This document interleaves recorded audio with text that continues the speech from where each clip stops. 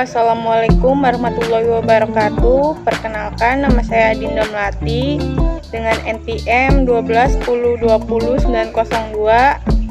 Saya dari kelas 2P Manajemen, ingin menjelaskan tentang pembelajaran organisasi.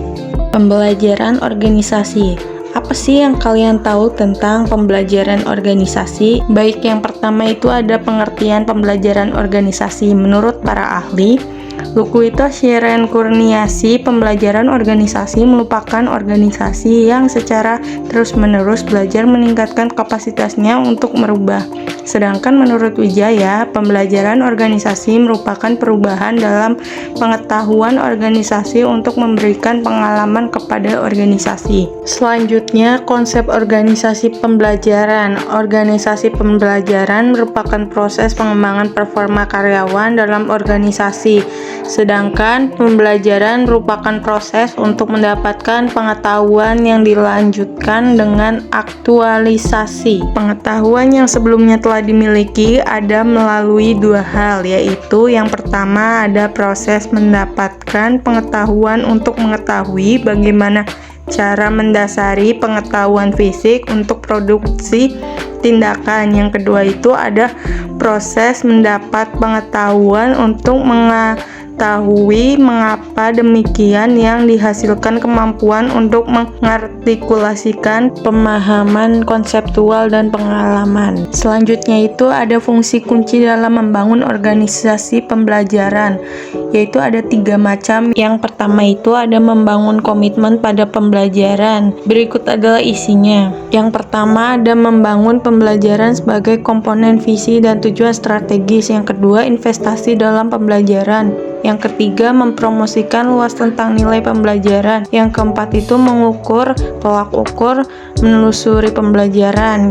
Dan yang terakhir, menciptakan penghargaan dan simbol pembelajaran. Poin kedua ada bekerja untuk membangkitkan dan dampaknya. Yang pertama ada implementasi program perbaikan terus-menerus. Yang kedua, meningkatkan kompetensi pekerja melalui training dan membeli keahlian dari organisasi. Yang ketiga ada eksperimen dengan gagasan dan proses kelas dunia. Dan yang terakhir ada identifikasi mental modal proses organisasi.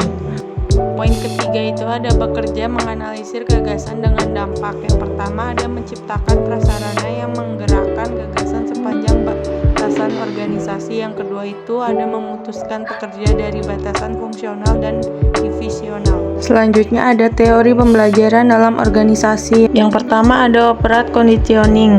Kondisilah yang membuat perilaku yang mau belajar secara sukarela untuk memperoleh imbalan atas prestasi atau kegagalan atas kesalahan yang diperbuat. Yang kedua ada classic conditioning.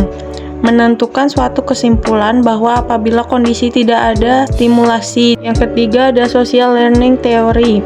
Masyarakat akan melakukan pembelajaran melalui pengamatan dan pengalaman secara langsung tentang terjadinya masalah atau objek.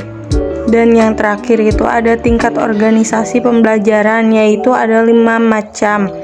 Berpikir sistem, personal maturity, mental modal, pembangunan visi bersama, dan tim pembelajaran. Berpikir sistem yaitu berpikir secara keseluruhan terhadap interaksi antar unsur dalam batasan lingkungan tertentu yang bekerja mencapai tujuan.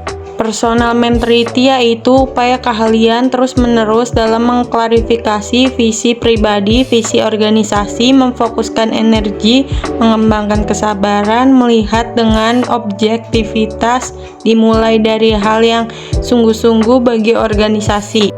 Mental modal yaitu kemapanan sikap mental atau modal mental yang dimulai dari pengusaha pribadi yang tinggi dalam keadaan hidup selalu belajar.